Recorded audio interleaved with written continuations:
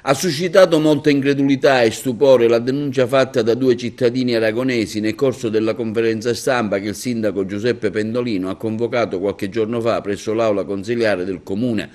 per illustrare la situazione debitoria in cui lo stesso ente si trova. Due residenti di Aragona hanno affermato al termine della relazione tenuta dal sindaco il fatto che alcuni abitanti di comunità di immigrati ospitate nel paese spaccerebbero droghe e stupefacenti anche davanti alle scuole. Fatto che ha lasciato i tanti presenti sorpresi, come lo stesso primo cittadino, che si è impegnato immediatamente a sensibilizzare le forze dell'ordine e la prefettura. Questa è una cosa che mi ha rammaricato più di tutti stamattina, in qualità di padre, in qualità di primo cittadino, perché queste sono cose che fanno male e fanno tanto male, perché noi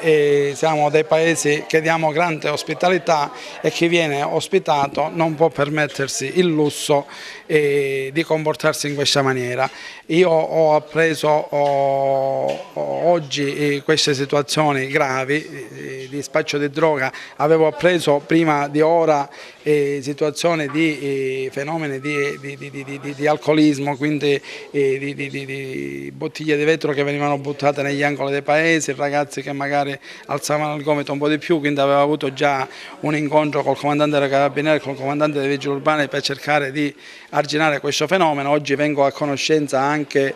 di un fenomeno che questi immigrati fanno spaccio di droga, è stato denunciato da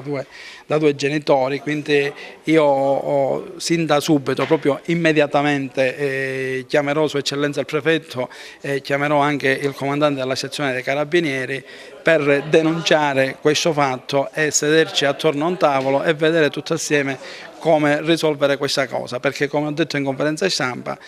noi gli diamo ospitalità, però pretendiamo il rispetto delle regole. Denunciava un cittadino la preoccupazione di immigrati che possono, compiere azioni un po' particolari. Purtroppo sì, come abbiamo appena detto, la comunità si trova un po' inerme di fronte a questa situazione, in quanto non è il comune ad accogliere di sua propria spontanea volontà questi immigrati, ma è la prefettura che ci invita ad accoglierli. Non per questo stiamo cercando di monitorare al meglio la situazione. In questi giorni c'è stata una convocazione con le varie cooperative e le varie associazioni, invitandole a monitorare, a controllarli, soprattutto per quanto riguarda l'orario pomeridiani dove i nostri figli comunque si trovano a giocare nei campetti di calcio. Ora, appunto, dato che è stato denunciato anche questo grave atto, il sindaco insieme all'amministrazione si recherà dai carabinieri per poter appunto appurare quest'atto e poterlo così denunciare.